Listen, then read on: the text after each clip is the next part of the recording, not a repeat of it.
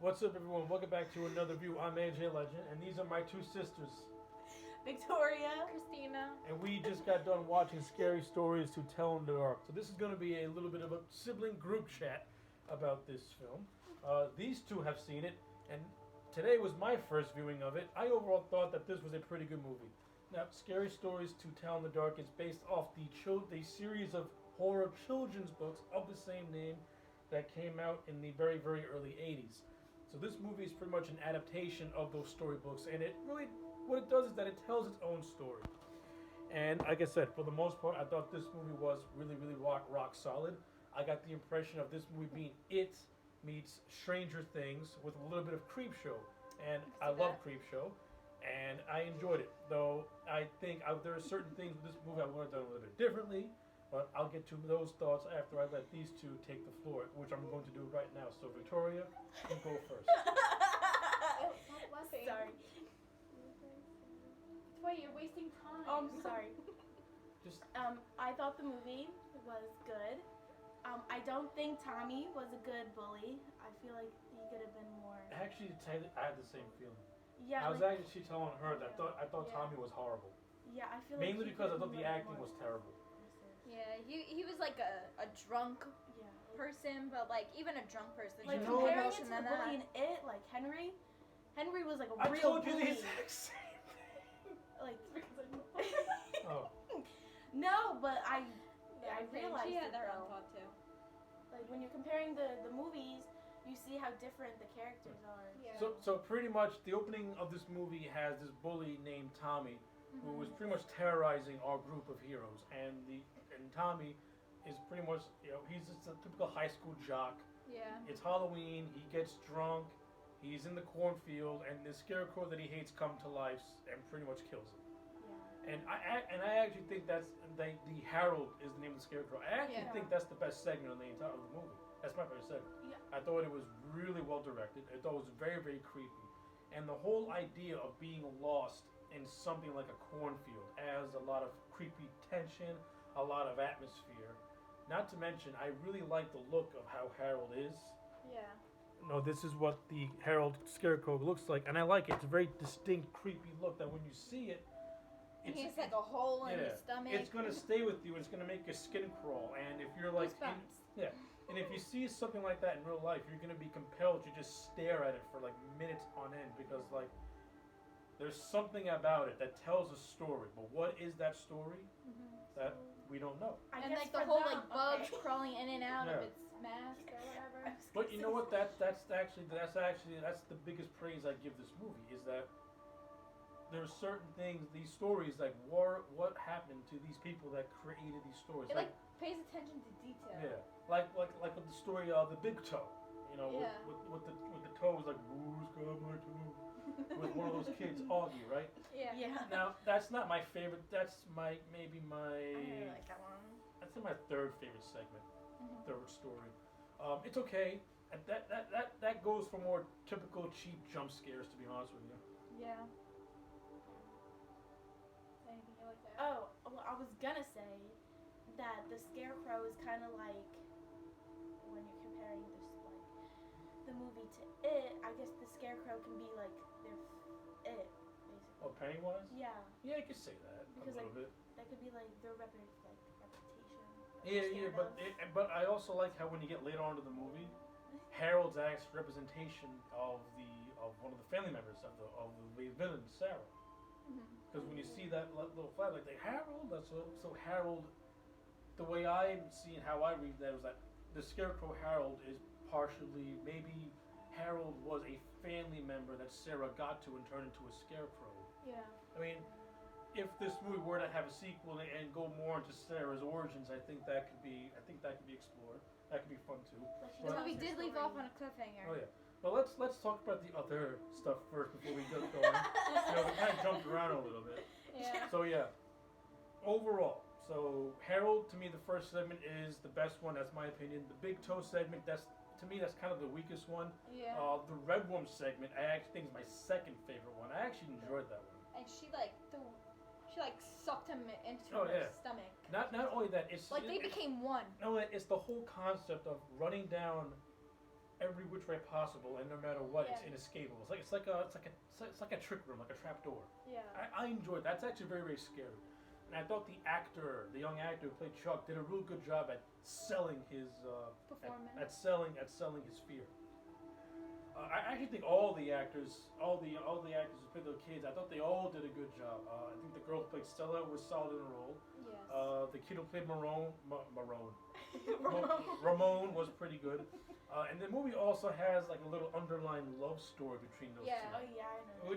Which I like how it didn't like really like I like how it didn't like overdo it. Mhm. It's like a puppy dog love pretty much in a way. Yeah. You know, and Ramon, he plays the typical outsider who nobody knows. He comes into a small town and he's immediately the outcast. Yeah. And when we find out that he's a draft dodger, it kind of adds a little more to his character. Especially when we find out exactly what his fear is and exactly why he is a draft dodger. I know I'm saying draft dodger. This movie takes place in like the late '60s during the Vietnam, at the height of the Vietnam War, during the Richard Nixon era. So you get like a lot of references and a lot of that's in the backdrop. I am of two minds about that. One mind is okay. I like the authenticity. The other part of me is like, okay, I really don't care about all this, 60s backdrops. I'm more focused on this story over here Yeah. and what they're trying to portray. Stella, she's probably one of the more best written characters because she comes from a single home, right? Mhm. Her More mother. dynamic. Yeah, like her mother abandoned her and her Yeah. father. Her father is played by Dean Norris from Breaking Bad, by the way, who I thought this movie could have used a hell of a lot more of. I thought he was criminally underutilized. Yeah, he kind of made like cameos. Here I and don't there. like that because he's a good actor. Right. And if you've seen Breaking Bad, you'll know how good he is as Hank Schrader. I would have liked to have seen more with him within that movie. I'd have liked to have seen maybe him reacting with the friends that Stella has. I think that's another problem I have is that, yeah, we get to spend some time with the friends, but I think they kill them off way too quickly, for my taste. I don't think we got enough time to really sell their relation, to really sell them as friends. Like, we get them hanging out on Halloween, Yeah. but they go to the haunted house really quickly, and everything just goes at a rapid pace. Like, I feel like I don't have time to really see them actually Their connect. bond. Yeah. I mean, the actors do a good job with the material that they're given, but I think this movie rushes when it should have slowed down a little bit. And I think that's... like in the beginning where they're like doing it. Yeah. That's when they should have been interacting. Yeah. Because I spent too much time in the beginning. Yeah, but you do get them reacting a little bit. But but the beginning of the movie is too busy trying to be a music video for Seasons of the Witch by Donovan, as opposed to as opposed to developing these characters in a way. That's what I'm saying. Like they should have been together or whatever. Like trying on other costumes Yeah. together or something like that. Exactly. While to the backdrop of the Donovan song, that Yeah. would have made a little bit more sense and would have helped sell them their relationships, because once they find the book and everything starts to happen, Augie dies quickly. Yeah. Chuck's sister gets attacked and she ends up going to a madhouse. Yeah.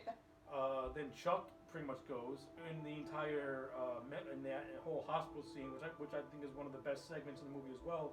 Just that whole scene is well done. The whole Red Nose stuff. Yeah. As soon as the first one dies, it just goes bing bang done. Oh yeah, but Dead. you do get some well directed scenes here, like the Red Room scene was well done. Yeah. The police station scene was really well done, very creepy. And that whole third act in when they go back to the house and we see Sarah's origin Right. and exactly what her family did to her and why she is this vengeful, ghostly spirit who is pretty much creating these stories within this book as a way to kind of like curse this town and get revenge in a way. And how her legend. She just wanted to be seen. She wanted to be seen, and she wanted the truth to be told in a way, which is what Stella, vows to do, and what she does at the end of the movie. From a story standpoint, when you look at it like that, it's good for what it is. It's simple It's a simple little ghost story that is done in the same vein as Creepshow. Now, how I would have done it is that I would have made this movie feel more like Creepshow, to be honest with you. I would have given these segments at least 5 to 6 minutes each. I feel like they don't last nearly that long. At least that's just me. Yeah. I mean, the other thing that this movie is too short for its own good. This should have been at least a 2-hour movie. This movie barely reaches 100 minutes. if this movie had like an extra 20 minutes, it would have had time. It would have had more time to breathe, Right. and I think the segments wouldn't feel so rushed. Because I think a lot of time is like this movie's trying to cram so much in, and it's kind of leaving some important stuff out. But from a technical standpoint, I thought it was well directed. I think the man who directed this movie is called Andre Overdell, and now I've It was never well done. It had nice Yeah. scenery. like visually this movie looks great.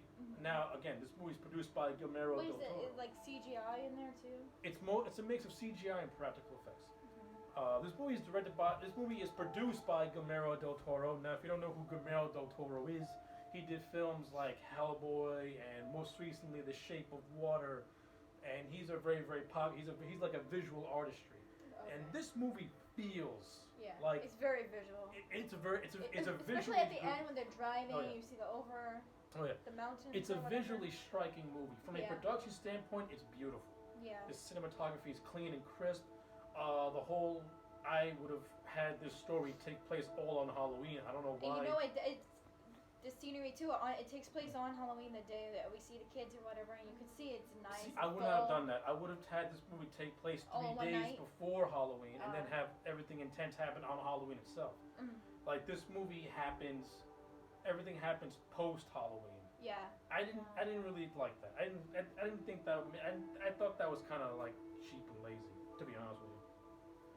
So overall, like despite these criticisms, this is a solid movie. You know, it's got good acting, good production value, Room for solid. improvement. Oh yeah. I get it. Bully should be better. Bully should be better, but I don't like how it set up for a sequel. Yeah. This movie should have been more of a singular story.